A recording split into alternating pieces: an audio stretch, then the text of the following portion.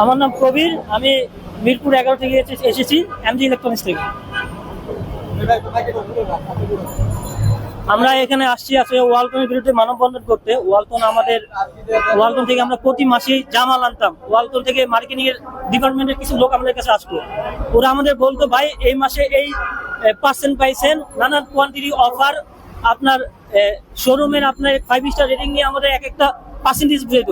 Suppose এই মাসে আমরা মাল আনলাম 120, ওরা আমাদের বললো ভাই এই মাসে আপনারা 28-29% পাইছেন, এক এক মাসে বলছে 34-35%। সেই অনুযায়ী আমরা 26-25 দিয়ে হোলসেল করছি।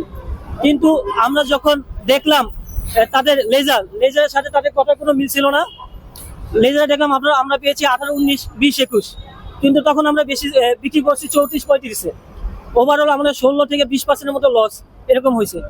আমরা প্রায় প্রতি মাসে যদি 21-22 হিসাব করি, 21-22 প্রায় আমরা আমার শোরুমের কথা বলতে প্রায় 29 কোটি টাকার হোলসেল করছি।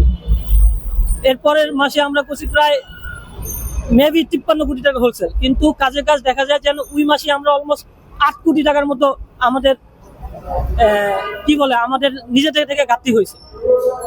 এগুলো নিয়ে আমরা কোম্পানির সাথে বারবার বসছি, তাদের অ্যাপ্লিকেশন দিচ্ছি, তাদের ম্যানেজিং ডাইরেক্টরের সাথে বসছি, চেয়ারম্যানের সাথে বসছি, কিন্তু ওনারা কোনো পদক্ষেপ নেয় নাই, কোনো কিছুই করে নাই। উল্টা বলছে এগুলা কিছু মার্কেটিং লোকের কাজ, তাদের বিরুদ্ধে আমরা ব্যবস্থা নিচ্ছি। কিন্তু তারা তো কোম্পানির লোক, আমরা সবসময় তাদের কথাই বিশ্বাস করছি। এখন তারা যদি এগুলো দায়ভার না নেবে কারা? আমরা কি নিজেরা ক্ষতিগ্রস্ত হবো নাকি? এক সময় আমাদের শোরুম ভর্তি মাল ছিল, এখন আমাদের শোরুম পুরো ফাঁকা থাকে। এখন আপনার দাবিটা কি?